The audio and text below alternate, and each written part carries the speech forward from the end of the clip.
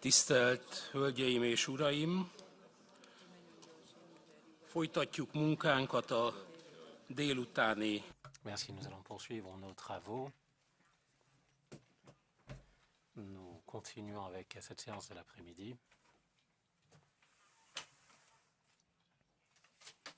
Après la pause déjeuner, on s'est mis d'accord pour parler des droits fondamentaux. Et par conséquent, le point suivant de l'ordre du jour va porter sur ce point-là. Nous allons entendre Diak Alaerts, officier aux droits fondamentaux d'Europol.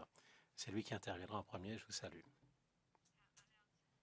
Monsieur Alaerts va nous parler de ses activités en tant qu'officier aux droits fondamentaux d'Europol. Il va nous parler du rapport. Alors, je vais vous demander de ne pas dépasser 10 minutes. Ensuite,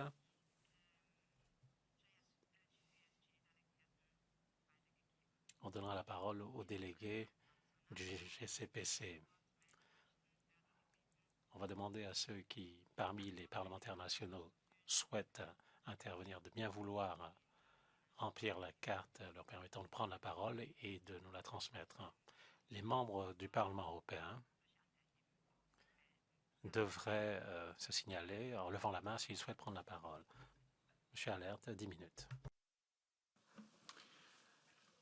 Good afternoon, dear co-chairs and members of the... Merci, messieurs les coprésidents, mesdames et messieurs. Merci, monsieur le président, de me donner la parole et de nous avoir invités à participer à cette réunion particulièrement importante. C'est la deuxième fois que j'ai la possibilité de vous donner des informations sur mon activité en tant que responsable des droits fondamentaux à Europol depuis la création de ce poste et ma nomination à celui-ci. Avant d'entrer dans les détails, je commencerai par mettre l'accent sur ce qu'est ma vision en tant que responsable des droits fondamentaux. Vous vous souvenez peut-être, je vous l'ai dit l'année dernière, ma conception est très simple. Pour faire respecter les droits fondamentaux, il faut que nous nous y mettions tous. Évidemment, nous ne sommes pas encore aux résultats que nous attendions, mais Europol apporte sa pierre à l'édifice pour y arriver. Le plus important, c'est que le personnel, les collaborateurs sont beaucoup plus au courant de mon rôle et n'hésitent pas à me contacter. Ils le font s'ils ont des hésitations, si une procédure, ils se demandent si une procédure ou si un instrument respecte bien les droits fondamentaux. Ainsi, nous avons pu adapter certains processus de manière à inclure le chargé des droits fondamentaux conformément à l'article 25 du règlement d'Europol. Il s'agit du transfert exceptionnel de données vers des pays tiers ou encore l'évaluation d'outils d'intelligence artificielle utilisés ou développés par Europol, le développement de nouvelles politiques et autre point important, le processus lié aux lanceurs d'alerte. Je peux également compter sur un réseau informel en interne. Je ne suis pas juriste et donc ce réseau me permet de vérifier le caractère légal de mes conseils et de mes rapports. Et je me réjouis de voir que l'on peut ainsi contribuer au respect des droits fondamentaux chez Europol. J'ai pleine confiance envers les collaborateurs d'Europol, mais évidemment pas aveuglement. Je continue à vérifier au quotidien les opérations soutenues par Europol. En 2024, à 5 reprises, j'ai dû demander des informations supplémentaires et il y a également un élément qui a été transféré au DPO et 4 autres que j'ai dû évaluer et nous avons vu que l'évaluation était négative. Nous avons vu l'année dernière qu'il y a parfois des risques accrus. Toutes les semaines, je vérifie les 3 rapports que m'envoient les coordinateurs, un pour l'Italie, un pour la Grèce et un pour l'Europe de l'Est. Le suivi de ces rapports n'a pas mené à des interventions officielles de mon côté. Autre élément important qui montre comment j'accomplis ma mission, ce sont les invitations que je reçois pour participer à des réunions, pour m'assurer de leur bonne tenue. Et puis j'ai également été invitée par des collègues du centre d'analyse et également par des unités administratives. D'autres invitations suivront puisque tous les chefs de département et certains des chefs d'unité ont suivi entre-temps une formation sur les droits fondamentaux et ont fait part de leur intérêt quant à ce type de réunion. Ce que je n'ai pas encore fait cette année, eh bien, c'est une visite sur le terrain, sur l'un des lieux de déploiement de ces officiers invités. Ceci, je le ferai au début de l'année prochaine parce que je veux assurer une bonne coordination avec les différents collègues des autres agences, les autres officiers aux droits fondamentaux. Le contrôle, ce suivi, c'est devenu une tâche qui relève de la routine, mais ce n'est pas le cas pour les conseils que l'organisation attend de moi. Là, c'est une tâche bien plus complexe qui n'est réalisable qu'avec le soutien de mon réseau en interne et en externe. Le plus compliqué, c'est de m'assurer du bien fondé de ces conseils sur la base des organisations du travail. Je donne toujours deux types de conseils. Un, très en amont, si possible avant même que les négociations ne débutent, et puis ensuite, juste avant la signature d'un arrangement. Je me base sur de très nombreuses sources, tels que les rapports des Nations Unies sur les pays, les rapports du département d'État américain, l'index de transformation politique et de droits fondamentaux, et puis les rapports d'ONG tels que Amnesty International et Human Rights Watch. Je prends également en compte les stratégies et les politiques du Conseil, de la Commission et du Parlement. J'ai également une relation avec le représentant spécial de l'Union européenne en charge des droits fondamentaux. Lorsque c'est possible, je recherche également des évaluations d'autres agences que Frontex et l'Agence européenne pour l'asile. Comme vous pouvez l'imaginer, toutes ces sources ne partagent pas le même point de vue. Il faut trouver un bon équilibre et il faut prendre en compte les besoins opérationnels d'Europol et des États membres. Ce n'est pas une tâche facile. Cette année, j'ai donné 2 avis préliminaires et 2 autres également sur l'organisation du travail.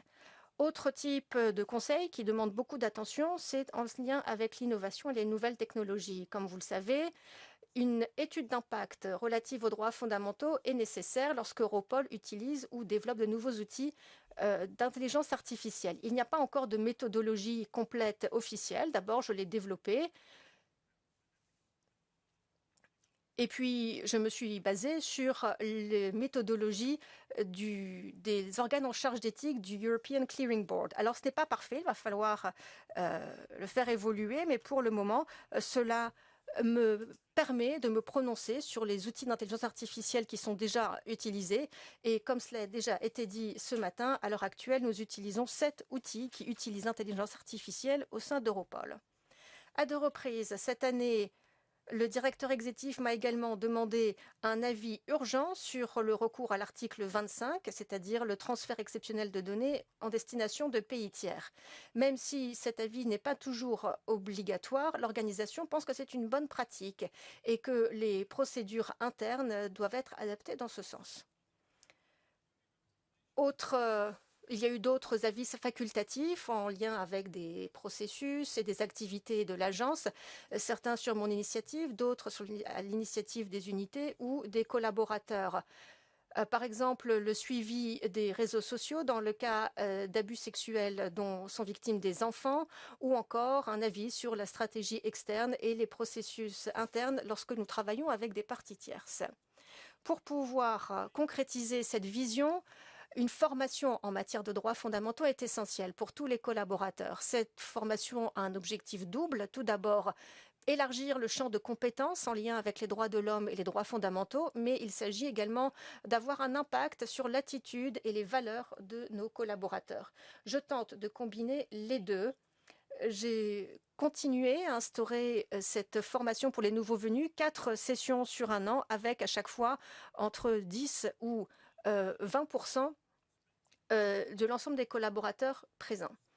Il y a également 2 sessions qui étaient organisées pour 21 cadres, personnel encadrant pour des directeurs, directeurs exécutifs, des chefs de département, chefs d'unité, qui ont participé à cette formation sur 2 jours. L'évaluation des participations était positive et j'ai l'impression qu'il y a une attitude aujourd'hui plus positive vis-à-vis de ce que je fais et des valeurs qui figurent dans cette charte. Comme cela a déjà été planifié l'année dernière, la formation obligatoire de tous les collaborateurs en charge du traitement des données Tout cela sera obligatoire à partir de 2025.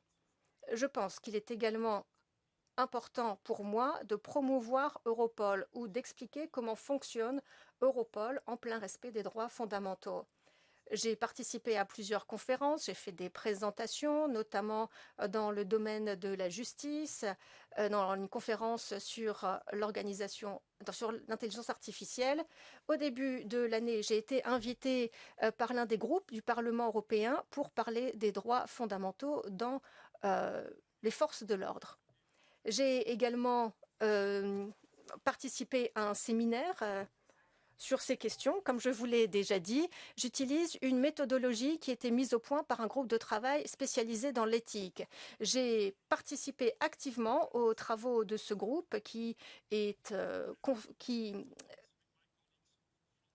composé de spécialistes de l'éthique et de représentants de forces de l'ordre. Nous avons travaillé avec l'Agence pour l'asile. Nous avons un réseau qui est soutenu par les agences des droits fondamentaux. Il y a des réunions régulières, mais en plus de cela, 4 fois par an, nous avons des réunions thématiques et nous tentons de voir comment mieux nous aider les uns les autres. Nous organisons des visites sur le terrain. En guise de conclusion, l'année dernière déjà, j'ai évoqué que l'évaluation des risques montrait qu'il y avait un faible risque de violation des droits fondamentaux par les collaborateurs d'Europol. Mais nous devons continuer à faire preuve de vigilance et à suivre la situation au plus près dans la mesure du possible. Il faut plus de sensibilisation auprès du personnel d'Europol et ceci est lié également avec les activités de communication et de formation que nous avons pu déployer. Merci, je reste à votre disposition si vous avez des questions. Köszönjük szépen, Alerts úr. Merci, Monsieur Alert. Merci pour cette présentation. Chers collègues, passons au débat. Ne dépassez pas 1 minute, de façon à ce que tous les collègues, toutes les collègues puissent avoir le temps de poser leurs questions. Nous allons rassembler les questions et à la fin, Monsieur Allers répondra à toutes les questions. Je donne la parole au premier orateur, Marika Elers. Képviselő, tessék parancsolni, képviselő asszony. Thank you very much, Chair. Thank you, Mr. Allard. Merci, Monsieur le Président. Merci, Monsieur Allers, pour cette introduction, cette présentation. J'ai lu dans le rapport de 2023 pour le rapport de votre office et également sur base de ce que vous avez dit, il y a des dispositions de voyage avec des partenaires de pays tiers, mais je me demandais si vous pourriez donner davantage d'informations. Quelles sont les raisons pour évaluer la situation dans les pays tiers? Est-ce que c'est essentiellement lié au transfert de données vers les pays tiers ou y a-t-il d'autres raisons qui amènent à une surveillance de la situation en matière des droits fondamentaux dans ces pays? Et puis, quels seraient les effets de ces évaluations dans les pays tiers? En quoi influence-t-elle le travail d'Europol? Et est-ce qu'il s'agit uniquement de transfert de données vers ces pays tiers ou une évaluation négative pourrait-elle avoir des conséquences autres aussi en termes d'extradition, par exemple? Merci. Köszönjük szépen, most felkérem Bernardo Blanco képviselő urat, Portugália. Merci, Monsieur Bernardo Blanco. Muito obrigado, Sr. Presidente. Merci, Président. En avril, Europol a rappelé que les pays devaient agir en matière d'encryptage des services de messagerie. J'aimerais savoir si, suite à cette prise de position, vous avez pu vous prononcer parce que, au début de l'année, la Cour des droits de l'homme, dans l'affaire Kochazov-Ossia, est allée dans le sens inverse en disant que ce serait disproportionné conformément aux dispositions de l'article 8. Les individus ont droit au caractère privé de leur communication. Et pourtant, c'est un espace public qui doit être suivi. Et donc, l'on peut dire que ces messages, pris dans leur ensemble, constituent notre espace commun. On ne peut pas accepter qu'il faille mettre des caméras de télésurveillance dans toutes les maisons si on a identifié un seul criminel dans une seule maison. Il ne faudrait pas faire de tout le monde des criminels en puissance. Par conséquent, j'aimerais que vous répondiez à cette question. Köszönjük, és Merci. Avant-dernier orateur, José Luis Carneiro du Portugal. Senhor Presidente, Monsieur le Président,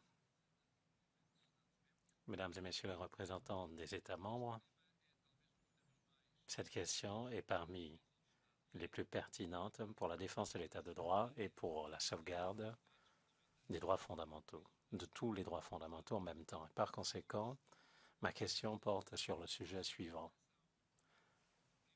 La protection de la vie privée, la protection des données personnelles, c'est un droit consacré dans la Charte des droits fondamentaux, sa valeur constitutionnelle, mais l'on sait également que parfois les autorités chargées de l'application de la loi ont du mal à être efficaces dans leur enquête et en matière d'administration de la justice également. Lorsqu'ils sont face à des cas de crime organisé, face au crime international, ce sont des organisations extrêmement complexes. Ces groupes utilisent de plus en plus des réseaux de communication encryptés. D'où ma question. Que fait Europol pour suivre cette question extrêmement sensible et très importante pour l'État de droit, étant donné que la Cour de justice de l'Union européenne a rendu des arrêts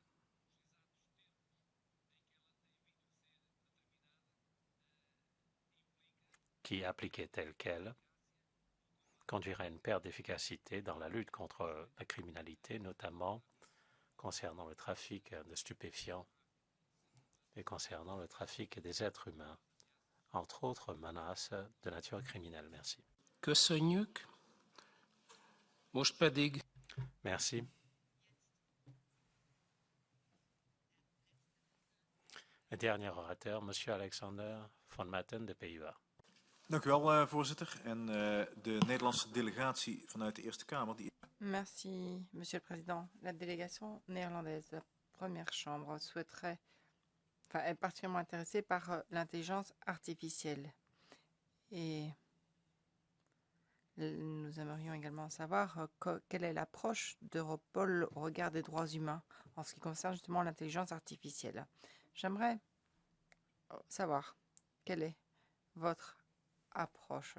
Merci. köszönjük szépen, most Merci. Je donne la parole à M. Alerts.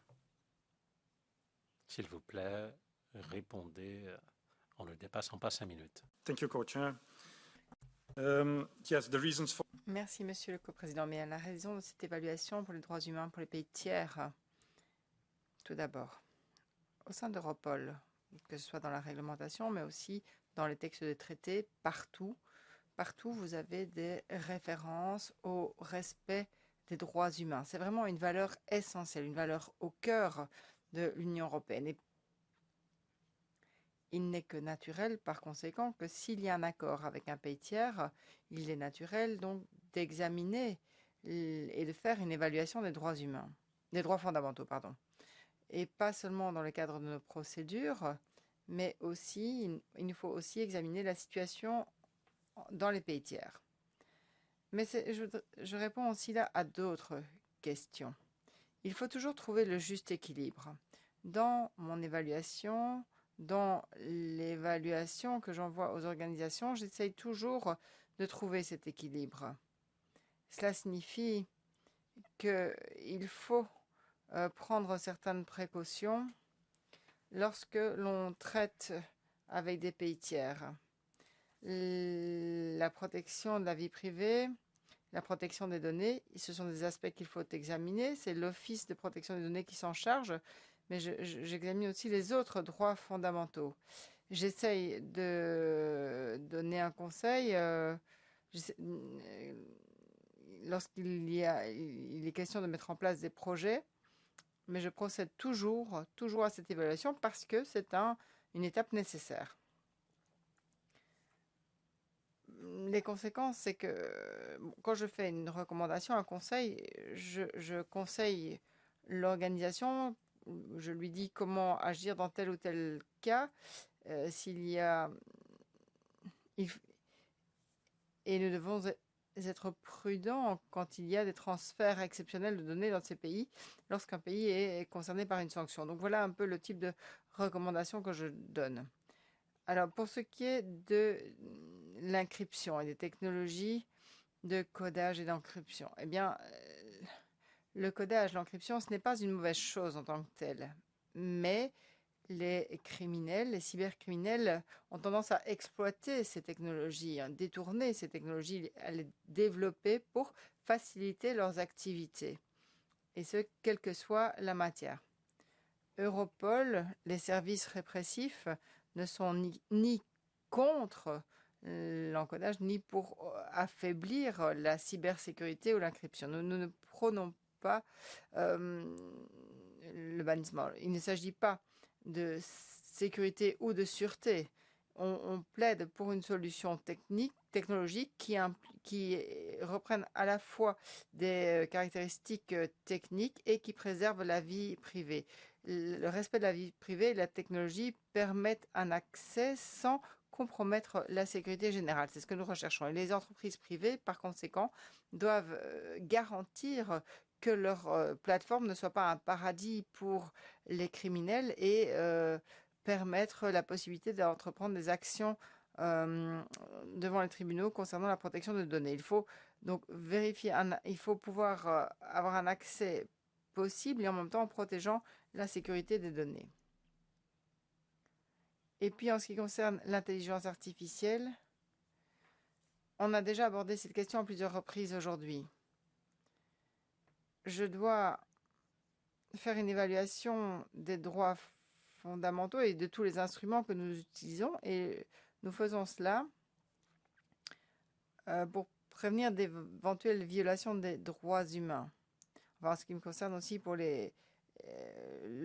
la protection des données privées et de la vie privée. Et ça, c'est l'Office chargé de la protection de la vie privée.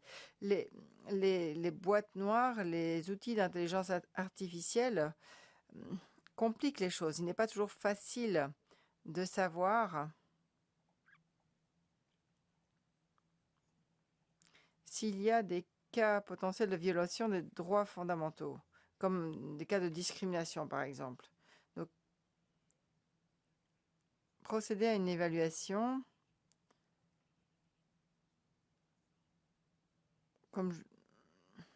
c'est quelque chose que je fais, mais à chaque fois, on doit faire une évaluation éthique et on procède à une évaluation éthique de l'instrument. Ensuite, je rédige une recommandation et je donne des conseils quant à l'utilisation et la façon d'utiliser cet instrument. Et le respect des informations de la vie privée, c'est très important. Il ne peut pas y avoir, il faut toujours qu'il y ait une surveillance humaine quand on utilise des outils d'intelligence artificielle. C'est un conseil récurrent. Il y a d'autres instruments, il y a d'autres mesures que l'on essaye de mettre en œuvre pour tenter de tester les données autant que possible pour veiller à ce qu'il n'y ait pas de biais ou d'autres problèmes liés aux droits fondamentaux. Donc voilà, à ce stade, avec les instruments dont nous disposons, donc les instruments qui nous permettent de faire l'évaluation, nous faisons de notre mieux dans ce contexte pour que les instruments d'intelligence artificielle que nous utilisons soient conformes aux droits fondamentaux, qu'il s'agisse de protection des données, mais aussi de respect des droits humains. Voilà, je pense avoir répondu aux questions. Köszönjük szépen, Alerts úr. Merci, Monsieur Alert. Merci pour ces réponses. Je clôt maintenant le point de l'ordre du jour sur la protection des droits fondamentaux. Je remercie les délégués du GPC et je remercie tous ceux pour leurs questions et je vous remercie, M. Alert, pour les réponses. Je donne la parole à M. Sarsalejos. Thank you, Co-Chair. Merci. And now we... Merci, Monsieur le Co-président. Nous passons au point suivant de l'ordre du jour de la réunion. Il s'agit de la mise à jour sur les activités Europol liées à la guerre en Ukraine. Alors, c'est Monsieur Jean-Philippe Lecouf, vice-directeur exécutif d'Europol qui est parmi nous. Et nous je vous salue et je vous souhaite la bienvenue, Monsieur Lecouf. Vous disposez de plus ou moins 10 minutes pour faire votre présentation avant de donner la parole pour les questions pour les délégués du GCPC. Donc merci de ne pas dépasser 1 minute pour vos questions afin de donner la parole à chacun pour poser ses questions. Et toutes les questions seront posées en groupe. Il y aura une réponse en bloc de la part de M. Lecouf à la fin de cette session. Donc, Monsieur Lecouf, je vous en prie, vous avez la parole. Thank you, Mr. Chair. Good afternoon to you. Merci, bonjour. Bonjour à vous et à tous les délégués des parlements nationaux. Bienvenue, merci, bonjour aux membres du Parlement européen. Alors j'ai un PowerPoint qui, je l'espère, sera affiché à l'écran sur les activités d'Europol en lien avec la guerre en Ukraine et le soutien que nous apportons à l'Ukraine. L'Ukraine est l'un des grands partenaires d'Europol et nous coopérons avec l'Ukraine très étroitement depuis le début de la guerre, mais c'était déjà le cas avant le début de cette guerre d'agression lancée par la Russie à l'encontre de l'Ukraine. Nous avons sans cesse évalué avant tout les menaces en lien avec ce conflit, les menaces pour la sécurité intérieure de l'Union européenne. Bon, je vois que mon PowerPoint ne s'affiche pas à l'écran, mais ce n'est pas grave. Notre soutien et coopération à l'Ukraine se fondent sur 5 grands piliers. Tout d'abord, faciliter l'échange d'informations entre l'Ukraine et les États membres, et puis les pays tiers. Et d'autre part, entre l'Ukraine et Europol. Deuxièmement, apporter un soutien opérationnel par le biais de nos 5 centres opérationnels. Troisièmement, déployer des officiers invités sur le terrain afin de faire des évaluations en direct pour aider les autorités nationales des pays voisins et au-delà. Et il s'agit également d'apporter un soutien stratégique par le biais de l'évaluation des menaces et enfin aider au renforcement des capacités des autorités ukrainiennes par le biais de possibilités de formation. L'Ukraine, comme je l'ai dit, est un partenaire de longue date d'Europol. En ce qui concerne l'échange d'informations, l'utilisation de Siena par l'Ukraine continue à augmenter. Entre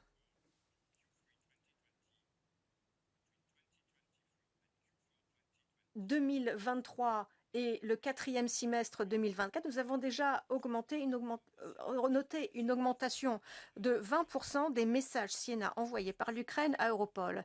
Ces messages font l'objet donc d'une transmission sécurisée avec Europol et les États membres. De plus, Europol a un bureau de liaison au sein de notre siège à La Haye et il y a 2 officiers de liaison dédiés. J'aimerais m'attarder un petit peu sur certains exemples opérationnels pour illustrer mon propos et pour vous montrer quel est le soutien apporté par Europol à l'Ukraine. Il s'agit également de mettre en avant certaines des grandes menaces qui sont liées à ce pays. Europol soutient les enquêtes qui sont menées par l'Ukraine et d'autres pays sur les crimes de guerre commis en Ukraine.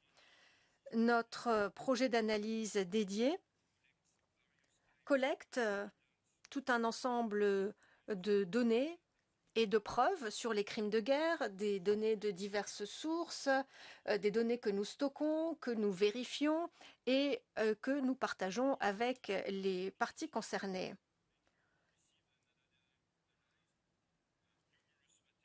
Cela nous permet d'analyser un grand nombre de données en lien avec de potentiels crimes de guerre perpétrés en Ukraine. Nous avons également un groupe de travail opérationnel consacré à l'Ukraine avec la participation de 13 pays et de 17 agences. C'est un groupe de travail qui aide à identifier les suspects et leur implication dans les crimes de guerre, des crimes contre l'humanité ou crimes de génocide commis en Ukraine.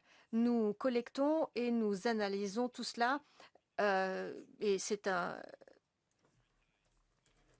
groupe de travail qui permet de répondre aux 44 demandes que nous avons reçues. C'est en fait un outil de recherche qui se base sur des informations open source. J'aurais peut-être dû le dire tout à l'heure. Il y a également plus d'une vingtaine d'enquêtes menées par l'Ukraine et des pays partenaires, ainsi que par la Cour internationale, la Cour pénale internationale. Nous avons également une équipe en charge de l'enquête sur les potentiels crimes de guerre commis en Ukraine. 7 pays y travaillent avec Eurojust et la Cour pénale internationale. Autre grande menace en lien avec ce pays, c'est la potentielle augmentation du trafic d'armes à feu. Des armes qui sortent des régions du conflit. Et pour répondre à cette menace, Europol et l'Ukraine ont conclu un accord de partage d'informations en 2022. Depuis, le projet armes et explosifs reçoit régulièrement des informations de la part des autorités ukrainiennes sur les armes à feu perdues, dont on a perdu la trace. Aujourd'hui, dans notre base de données, nous avons plus de 500 000 armes dont on a perdu la classe en Ukraine, ainsi que des armes saisies. De plus, Europol continue à aider l'Ukraine dans le cadre de ses enquêtes en lien avec le trafic d'armes. Cette année, nous avons soutenu l'opération Conversus, une opération menée par la Roumanie, qui s'étend sur 17 pays, ce qui a permis la saisie de pratiquement 1400 armes. Depuis le début du conflit en Ukraine, Europol a également annoncé travailler sur la cybermenace.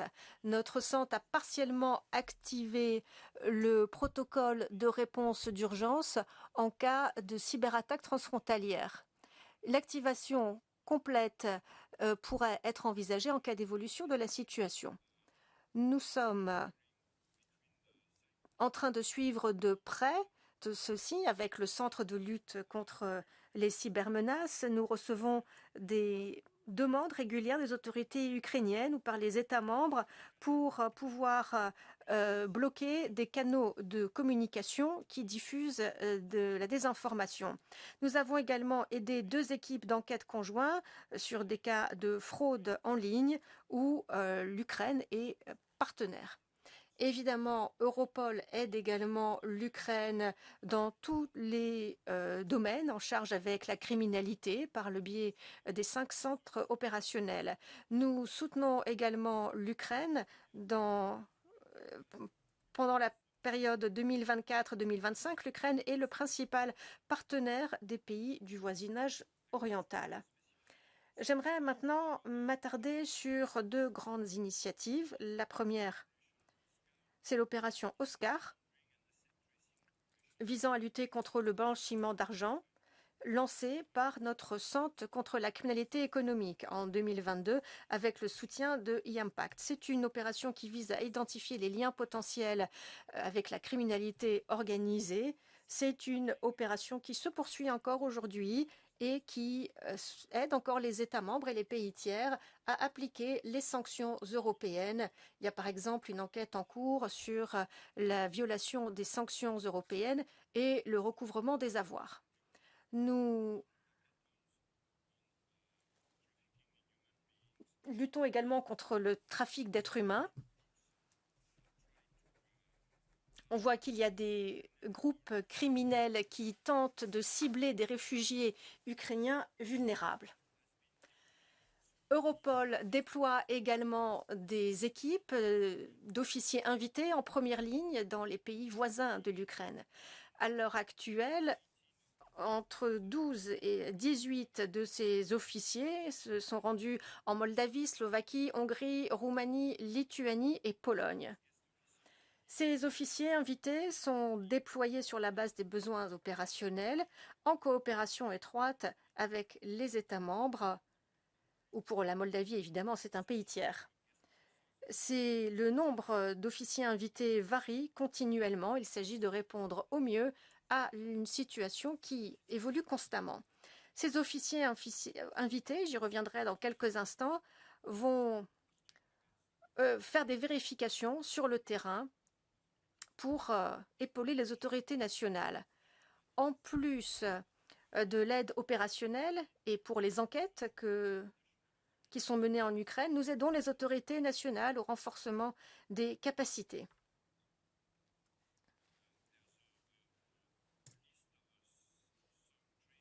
Il y a une liste de formations qui ont été organisées par les experts d'Europol, des formations qui s'adressaient à l'administration ukrainienne, notamment sur l'analyse stratégique, ou d'autres domaines encore. Europol continuera à être aux côtés de l'Ukraine dans la mesure de ce que permet son mandat. Nous continuerons à mettre l'accent sur le partage d'informations, l'aide opérationnelle et le renforcement de capacités stratégiques. Thank you, Monsieur Lecouf.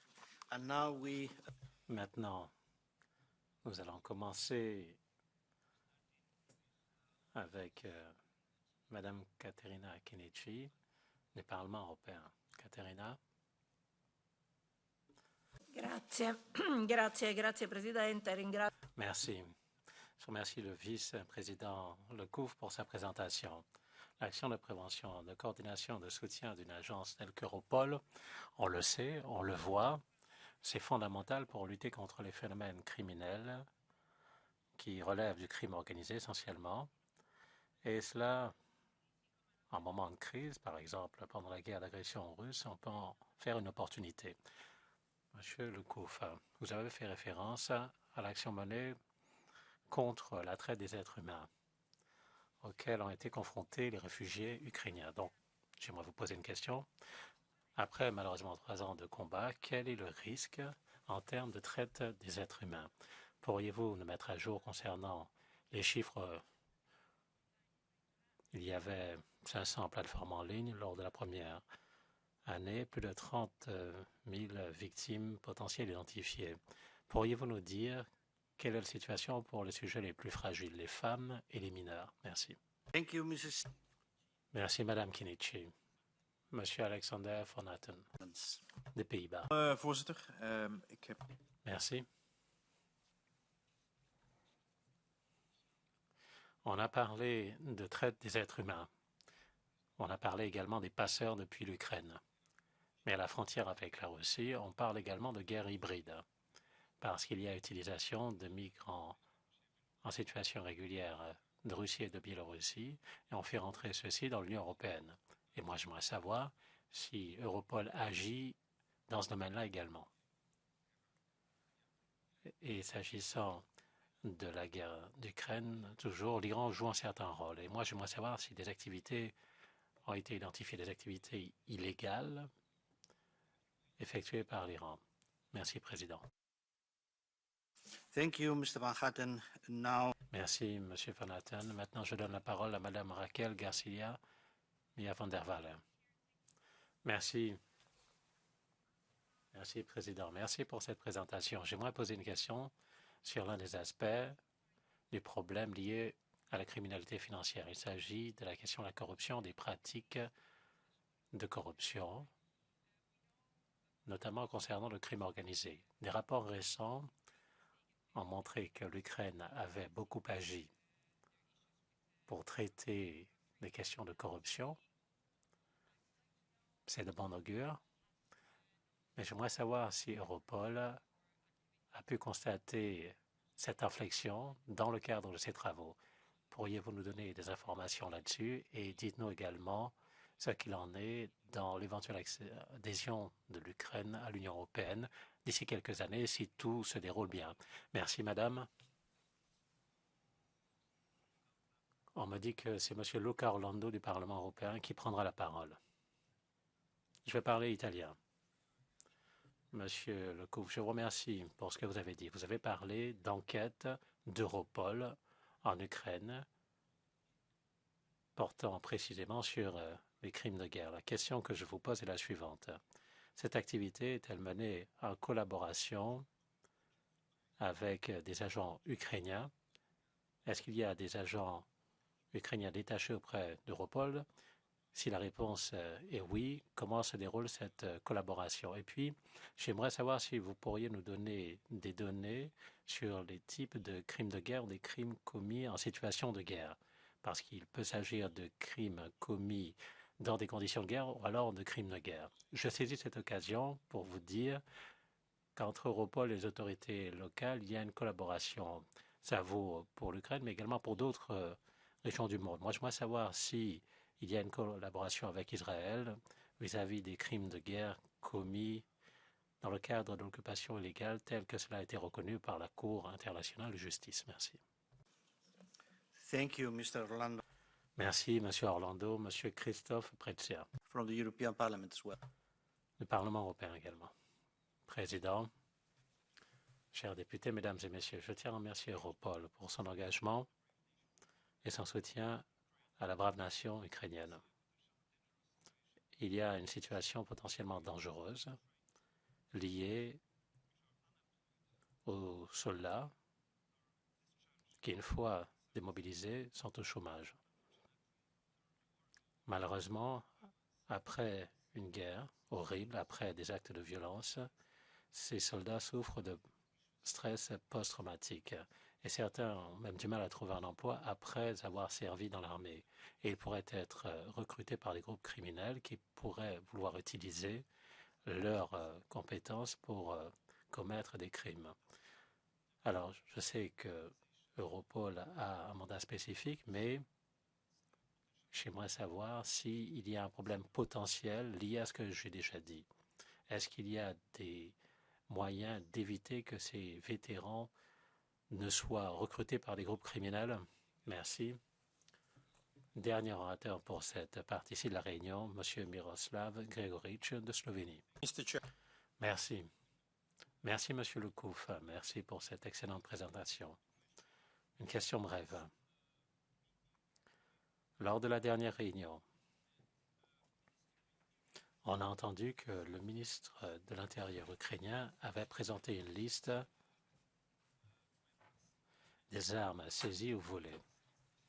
Et aujourd'hui, on nous dit que sur cette liste, on retrouve 500 000 éléments. Ma question est la suivante. Est-ce que cela inclut également la liste du ministère de la Défense qui couvre des matériels anti-tank et anti-aériens et les explosifs, ainsi que les drones? Merci. Merci, Monsieur Gregoric. Je redonne la parole à Monsieur Lecouf, qui va répondre aux questions qui lui ont été posées. Vous avez 5 minutes. Thank you, Mr. Chair.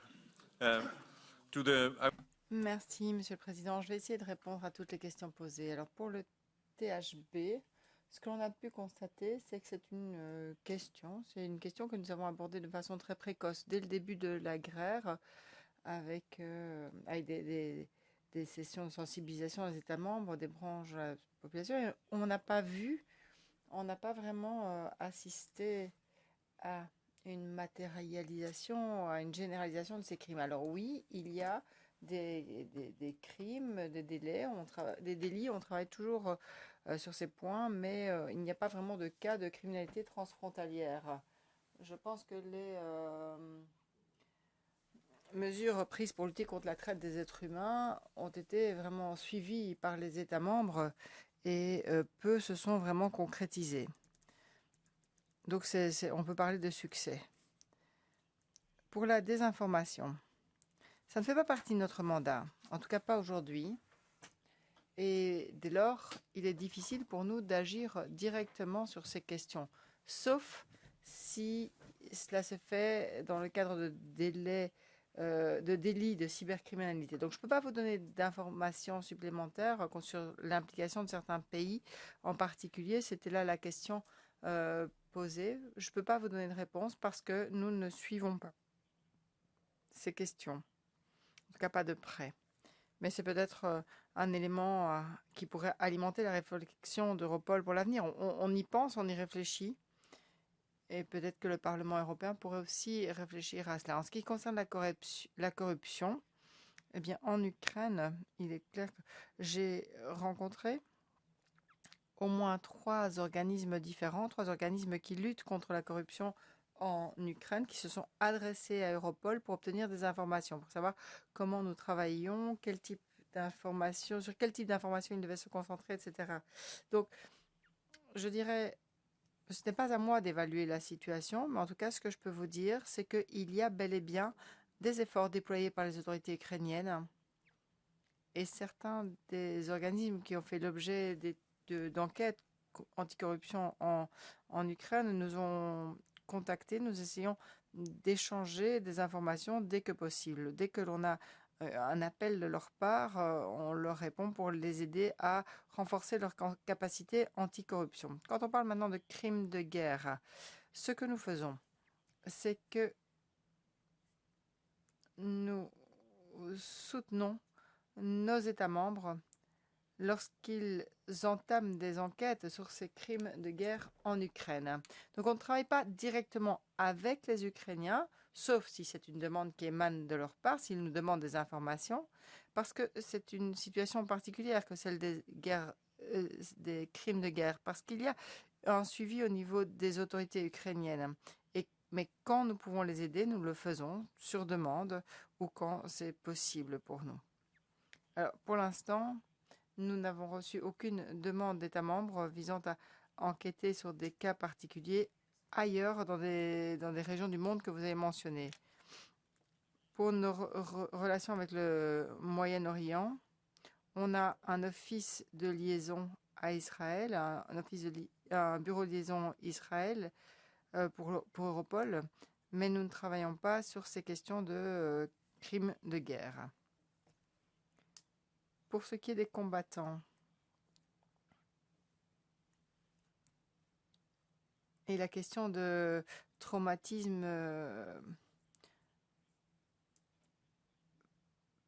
consécutif à la guerre, parce que quand il y a des combattants étrangers qui se rendent en Ukraine pour combattre et ils peuvent revenir dans l'Union européenne, nous appliquons un suivi, nous suivons la situation de ces personnes, ça fait partie de notre travail avec nos invités, avec le travail que nous faites dans les États membres voisins,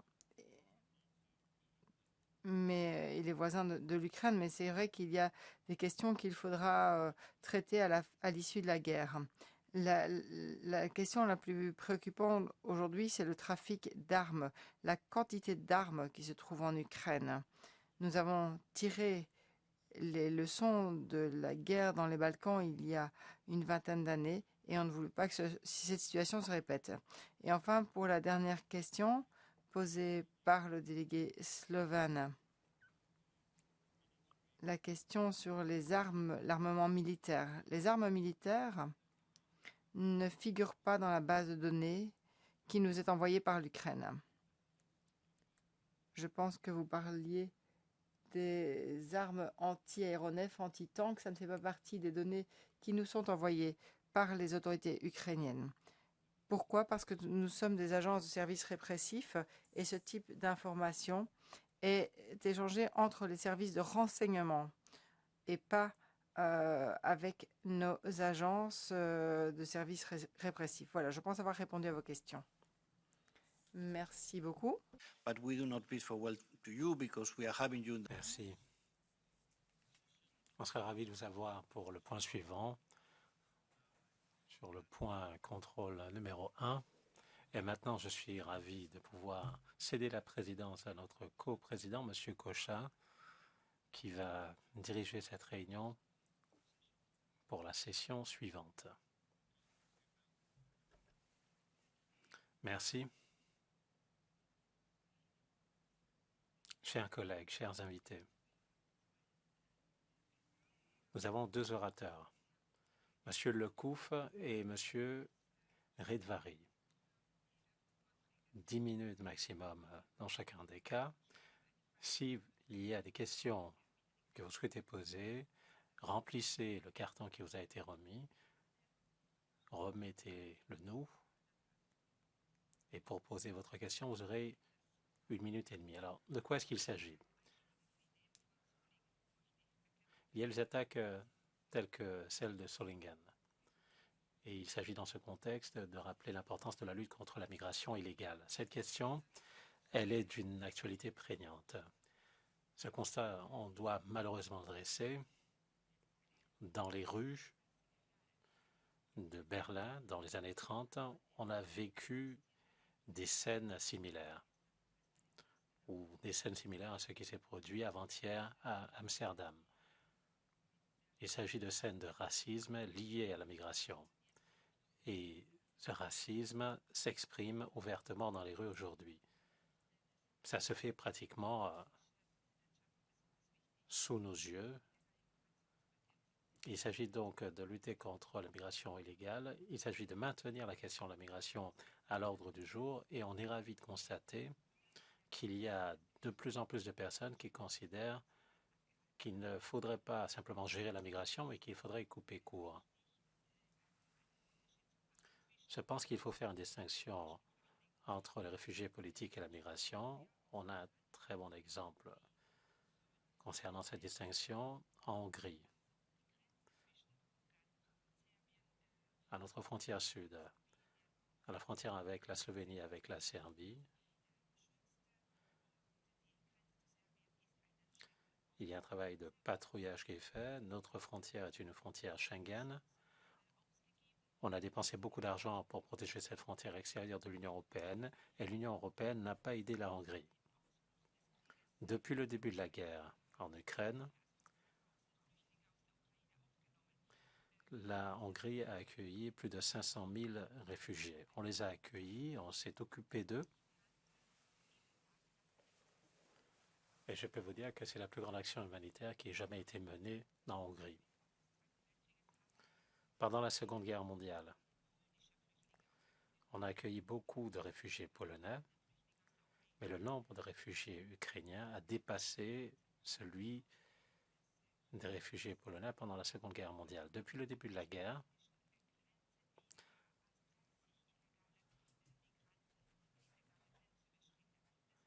on a constaté qu'il y avait moins de 30 franchissements illégaux de la frontière hongroise.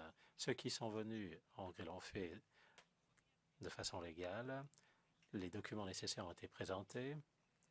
Les autorités hongroises ont été notifiées des franchissements de la frontière et par conséquent, on peut faire une distinction entre migration légale et crise des réfugiés. Et donc, je pense qu'il est extrêmement important que nous traitions la question de la migration illégale. Il ne faut pas mélanger cela avec la situation de personnes qui fuient parce qu'ils craignent pour leur vie. Cette question est particulièrement importante. Les deux principales régions au monde qui accueillent des immigrés illégaux sont l'Union européenne et les États-Unis d'Amérique. Là, je parle de migration illégale. Il n'y a pas de chiffre exact, par conséquent. Au cours des 8 dernières années, les États-Unis ont accueilli quelques 20 millions d'immigrés clandestins.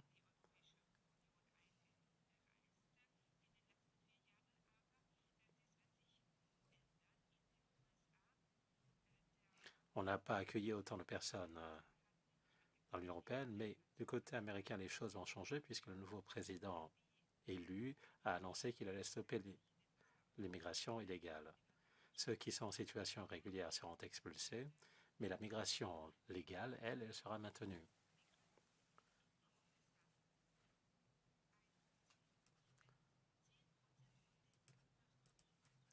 Si 10% des migrants illégaux entrant aux États-Unis venaient en Europe, ce serait un problème gigantesque qui se présenterait à l'Europe.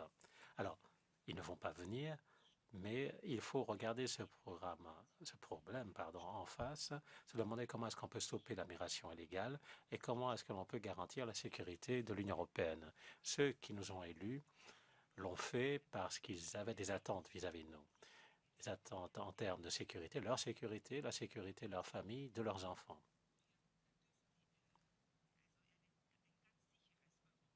Et par conséquent, il faut bâtir une Europe sûre.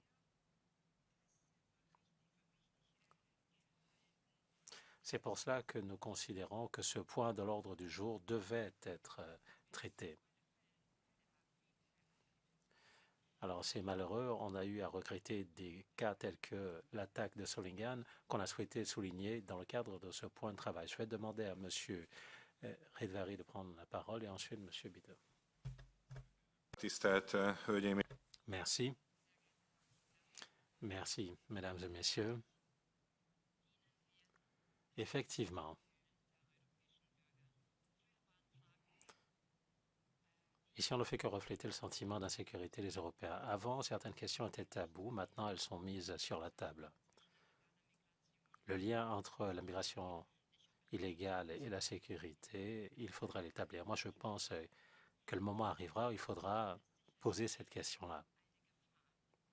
La migration illégale constitue un danger. Dans un sondage, on a posé la question suivante. Pensez-vous que la migration, c'est quelque chose de positif ou de négatif? Seuls 25% ont dit que c'était quelque chose de positif. Concernant la question des quotas, est-ce que c'était une bonne chose ou une mauvaise chose? 60% ont dit que c'était positif. Et puis, dans ce sondage, on a parlé de l'augmentation de la criminalité.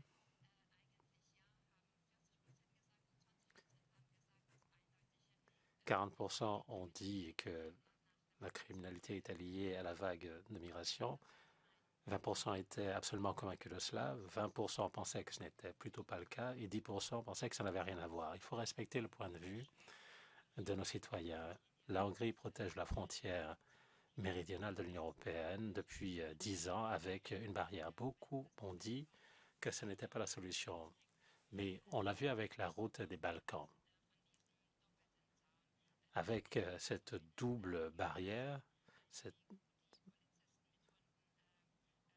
avec des patrouilles de policiers et de chiens, on peut bloquer cette route d'immigration. On a vu qu'il y avait un déport des mouvements migratoires ailleurs.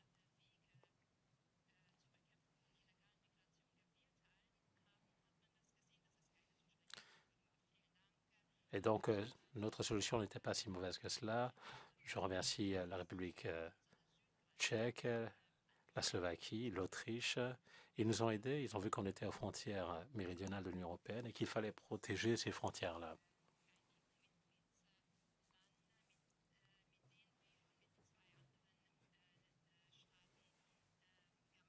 Et puis, avec deux autres États qui ne font pas partie de l'Union européenne, on a protégé la frontière de la Macédoine du Nord et la frontière de la Serbie.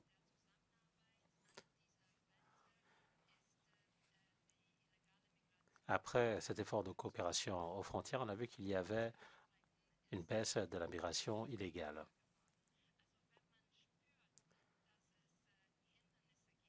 Lorsqu'on se rend compte qu'il y a des obstacles, des moyens techniques, des barrières, des murs et des policiers, alors le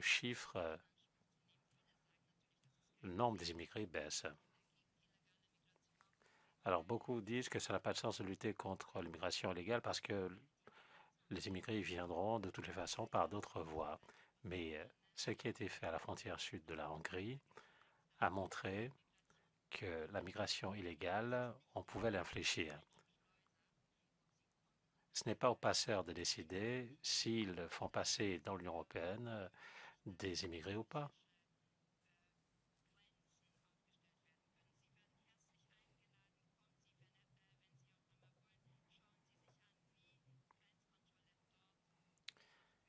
Ils ont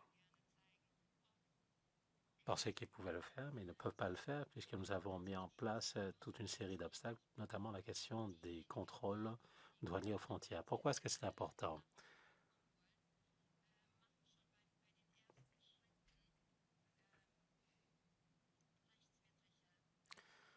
C'est important parce que ceux qui prennent le chemin de l'Europe commettent, chemin faisant, des actes illégaux. Ils entrent sur notre territoire illégalement et ils le font en toute conscience. Ils en ont tout à fait conscience.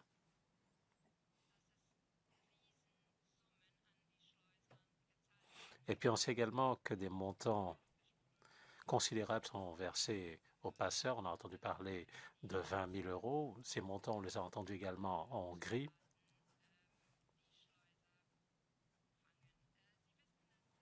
Donc ce que les soldats font aux frontières, c'est appréhender les passeurs.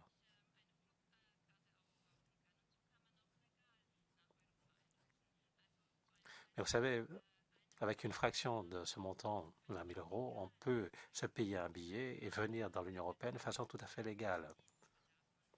Or, on paie 10 fois ce prix, du billet d'avion, pour venir en Europe de façon légale. Et ainsi, on enrichit les mafias.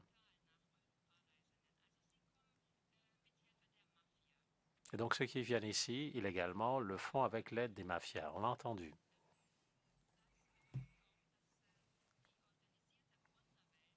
Ça signifie que le crime organisé profite de cet argent-là. Et le fait qu'ils y aient accès pose des difficultés aux autorités répressives et au système judiciaire de l'Union européenne. Ceux qui agissent ainsi le font en connaissance de cause.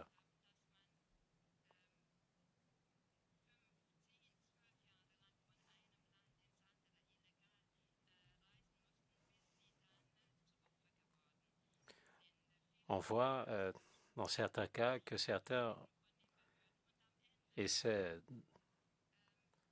de fuir les autorités. Certains essaient pendant 12, 15 ans de passer la frontière et ensuite ils meurent lors des passages vers l'Europe. Ce sont des gens qui, loin de s'intégrer, se radicalisent. Ils s'islamisent. Même lorsque leurs parents les ont fait venir ici et qu'ils ont passé l'entièreté de leur vie en Europe, ils se radicalisent. Et donc, ces dangers-là, ils sont considérables.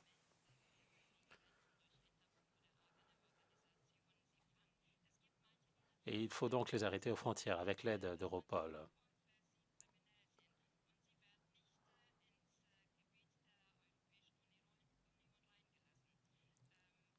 Pour certains, on sait qu'ils commettent des actes criminels. On ne les laisse pas rentrer dans l'Union européenne. Ceux qui rentrent et qui sont en situation irrégulière sont renvoyés chez eux, quand les proportions extrêmement faibles. Lorsque les enfants de ces immigrés vont à l'école ou dans les crèches, le risque, c'est que plus tard, ils deviennent des criminels. Et ainsi, le danger terroriste augmente dans l'Union européenne. Et c'est pour cela qu'il faut absolument protéger les frontières extérieures de l'Union européenne. Si on ne le fait pas, on sortira perdant de toute cette histoire. Ceux qui rentrent vont rester. Le pourcentage des retours est extrêmement faible, malgré tous les efforts. Depuis des années, avec différentes mesures, avec différentes décisions, on essaie de progresser sur la question des retours. En vain. Moi, je suis sûr que les policiers ont fait le maximum, mais ça ne fonctionne pas. Au cours des 10 dernières années, on a vu que c'était difficile et qu'on était confronté exactement au même problème et qu'on se pose exactement les mêmes questions.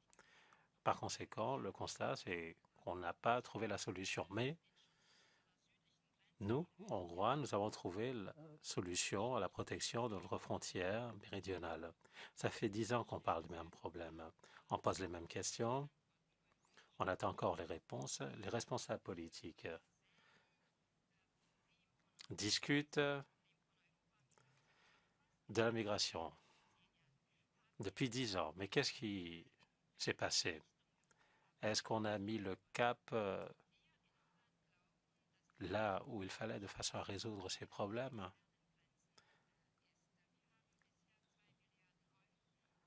Toute la solution repose dans la sécurisation de notre frontière extérieure.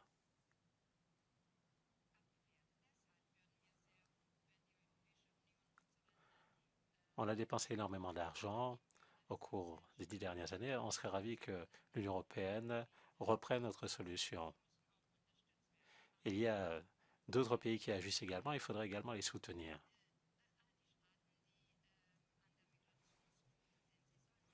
Il faudrait aider tous les États qui sont sur la route de la migration.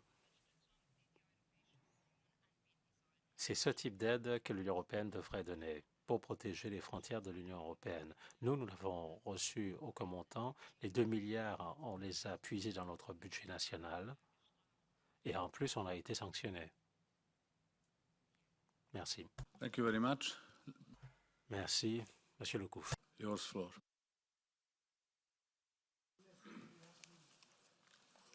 Thank you, Mr. Chair. In the framework of this joint parliament, Merci. Eh bien, dans le contexte de ce groupe d'examen parlementaire conjoint, je voudrais vous donner quelques informations. Des informations sur la façon dont nous, Europol, jouons notre rôle conformément à notre mandat pour la lutte contre la traite des êtres humains, le terrorisme ou d'autres menaces liées à la sécurité.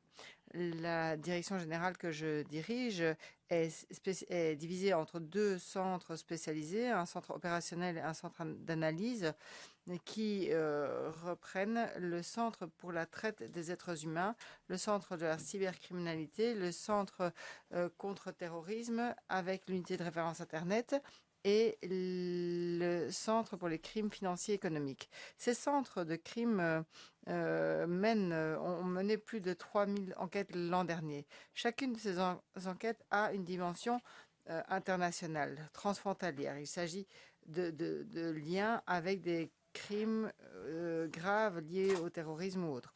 Et il y a des liens avec des acteurs, parmi les plus grands acteurs de criminalité. Nous fournissons une expertise, un soutien logistique aux autorités de répression et surtout dans le cas d'enquête où une expertise consacrée est nécessaire ou pour lesquelles il faut une coordination particulière. En ce qui concerne le terrorisme, la menace terroriste reste élevée. Surtout,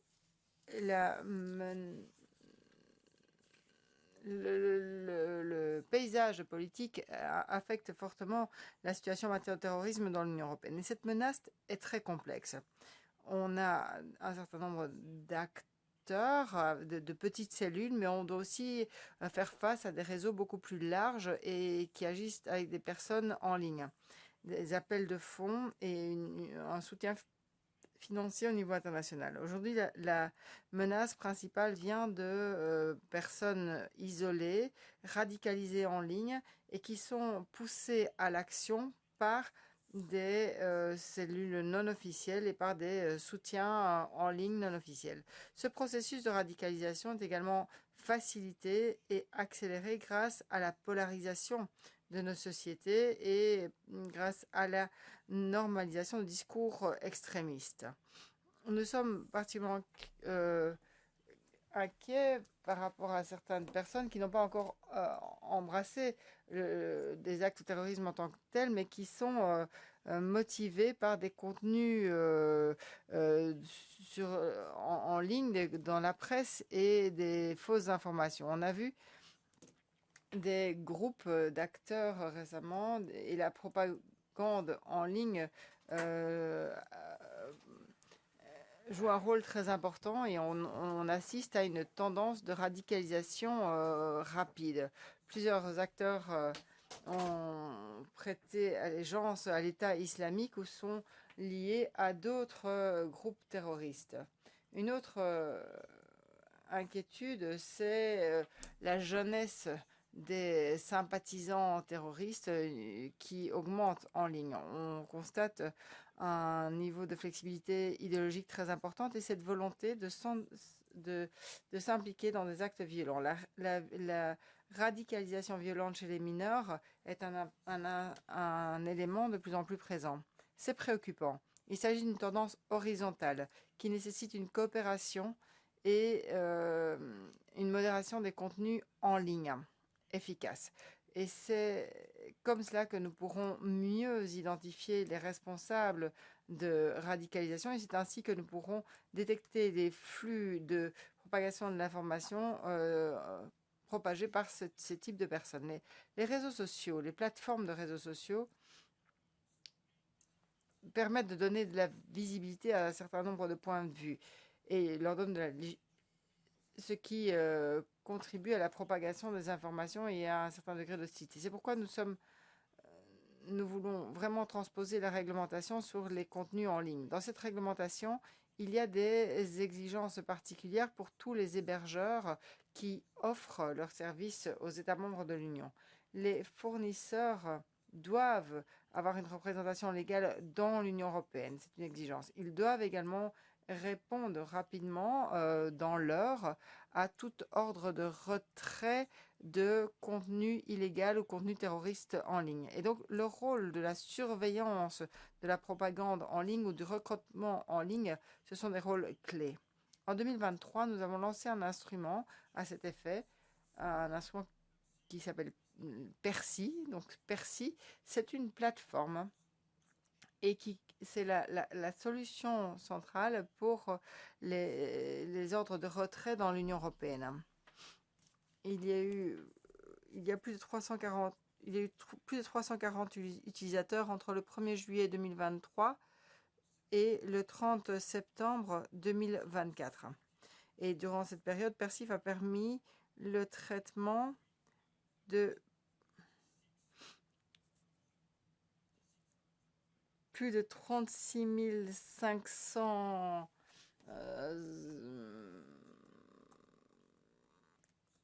et un grand nombre de 3600 renvois et un grand nombre de demandes de retrait. Cela nous permet d'avoir une situation du terrorisme dans l'Union européenne. On a ainsi des chiffres sur les tendances, sur les événements majeurs dans le paysage terroriste au sein de l'Union européenne. En ce qui concerne la migration, la traite des migrants particulièrement, les mouvements secondaires restent une des principales menaces pour les États membres de l'Union européenne. Et dans ce domaine de criminalité, nous fournissons une assistance à partir du siège, mais on envoie du personnel sur place, essentiellement nos personnels invités, et on continue à opérer des contrôles de sécurité. Alors, petit rappel, ces contrôles, ce sont des contrôles de sécurité en ligne dans les bases de données d'Europol. Ce sont des contrôles qui sont faits à la demande des États membres compétents dans les pays d'entrée. Cet échange d'informations permet d'identifier les menaces terroristes et les menaces criminelles. Au troisième semestre 2024, un certain nombre d'agents ont été déployés dans 11 pays pour couvrir 32 domaines opérationnels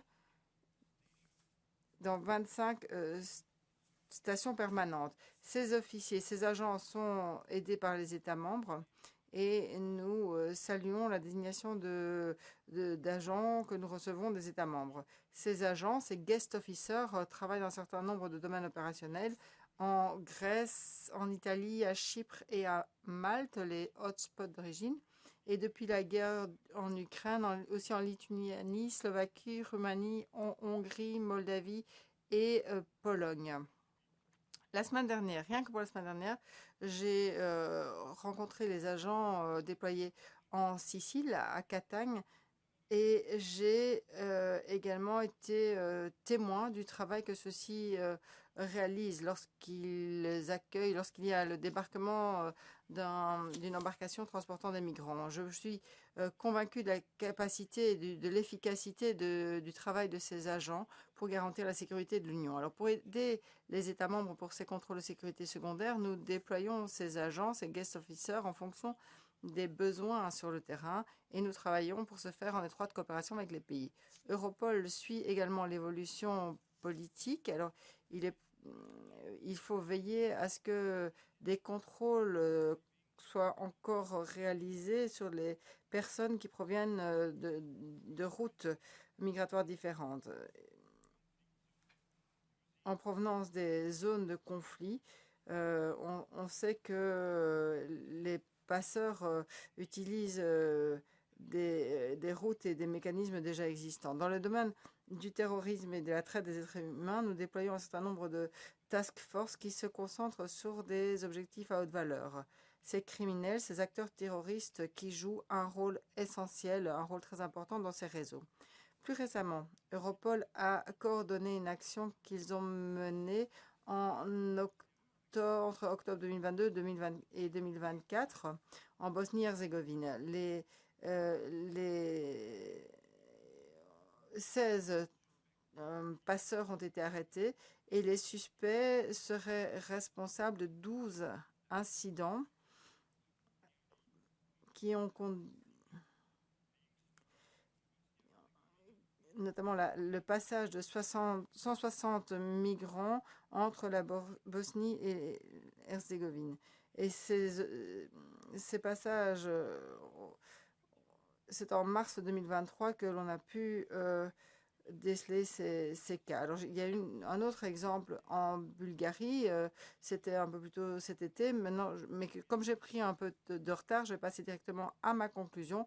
Il y a eu un grand nombre d'opérations réussies dans les États membres avec les centres pour lutter contre la traite des êtres humains et dans le cadre des travaux que nous organisons avec le centre antiterrorisme et avec l'unité antiterrorisme. On continuera à aider les services répressifs dans les États membres, que ce soit à l'intérieur du pays ou au contraire aux frontières externes, pour lutter contre le terrorisme et la traite des êtres humains. Et nous encourageons des échanges d'informations plus efficaces entre les États membres et entre les agences en se basant en utilisant le système SIENA, le système sécurisé d'échange d'informations, et aussi en passant par le système d'information Schengen, le SIS. Grâce à de meilleures informations, nous pourrons être plus efficaces dans la lutte contre ces terroristes et contre ces menaces criminelles. Merci. Merci. Les questions maintenant, les remarques, les réponses. 1 minute et demie maximum. Mathieu Valette, Parlement européen. Please. Merci à vous, monsieur. J'ai 2 questions. La première question, ça n'a pas été évoqué, c'est le PNR, le Passenger Name Record. Depuis 2011, c'est en discussion au sein de l'Union européenne. Je rappelle qu'à Madrid, à Paris, à Bruxelles, à Londres, le terrorisme islamiste s'abat sur nos capitales et sur nos pays depuis 20 ans. Depuis 20 ans, on discute de ce fichier indispensable pour tracer les voyages des djihadistes au sein de l'Union européenne. Ça permettrait d'avoir des identités, des itinéraires, des contacts, des ramifications avec des suspects impliqués dans le djihadisme, ou en tout cas dans la préparation d'actes de terrorisme. Donc je pense que c'est un outil qui vous servirait promptement. Et depuis 2024, cette année, l'Union européenne a fait un accord transitoire, mais il faudra un accord définitif. Et donc je me dis qu'au lieu qu'on ait une extrême gauche qui a peur d'être surveillé comme ennemi d'État avec Will Smith, et on devrait avoir peur des criminels et des terroristes qui font des victimes. Donc pendant qu'on discute, les victimes liées au terrorisme islamiste s'accumulent et on continue à les compter dans toutes nos capitales. Et ensuite, je remarque que le chancelier socialiste, Scholz, a remis en place le contrôle aux frontières intérieures. On l'avait fait pour la crise sanitaire lors du Covid. La France, demain, va honorer ses morts lors du 13 novembre 2015. De François Hollande avait remis en place ses frontières intérieures. Est-ce que cet outil aussi serait de nature à vous aider? Et le contrôle extérieur, on a Fabrice Légéry ici, l'ancien patron de Frontex, et le contrôle intérieur pour lutter aussi contre la criminalité et le terrorisme islamiste qui s'abat sur nos démocraties. Merci. Thank you very much, Mr. Lecouf. Merci, Monsieur Lecouf. Yes, well, even if I am French, I will. Alors, même si je suis français, je ne vais pas répondre en anglais. Indeed, PNR is a... En effet, le PNR, c'est un outil très utile, mais ce n'est pas le seul. Nous utilisons toute la palette de bases de données qui sont disponibles pour tenter de détecter les menaces terroristes.